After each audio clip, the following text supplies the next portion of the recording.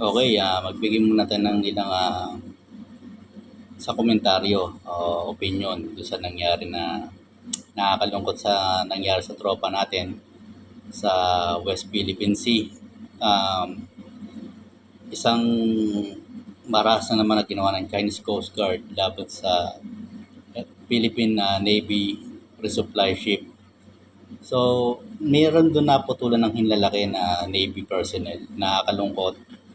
Gawa ng doon, ibinigay ng Philippine Navy ang mga kain nila para supplyan yung mga tropa dun sa BRP Sierra Madre. Ang kahanga-hanga, medyo nakakalungkot pa rin gawa ng kahanga-hanga kasi nagtimpi yung Philippine Navy natin. Nagawan sila ng barel. Hindi na binaril yung sumampa sa rubber boat nila. Pero kung ako, sana panawagan na sa presidente, wag sana yung tugon natin ipare-pareho na lang, laging yun na lang. Binabasis na yung soberenya ng Pilipinas.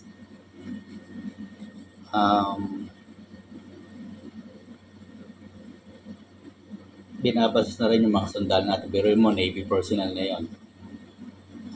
Chinese Coast Guard. Sikalat pa yung mga pogo rito, di ba?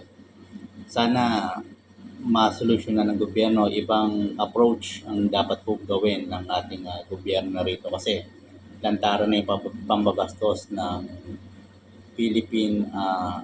ng Chinese Coast Guard sa Philippine Navy natin sa resupply mission. Talagang ayaw nilang pasupplyan ng pagkain ng armas yung ating tropa o mga sundalo sa BRP Sierra Madre. Yung legendary, yung alamat na commissioned ship natin doon na nagsisilbing palatandaan ng soberenya ng bansa natin sa lugar na yun na pagkilala sa nasakupan natin. So sana magpalakas pa ang ating pwersa, magkaroon ng bagong armas, bagong barko sa Coast Guard, saka sa Navy, sa kagamitang pandigma. Hindi naman sa gusto natin mapagdigma pero hindi natin masabi. Hindi natin kasi hawak ang sitwasyon. Hindi natin alam kung ano mangyayari talaga dyan.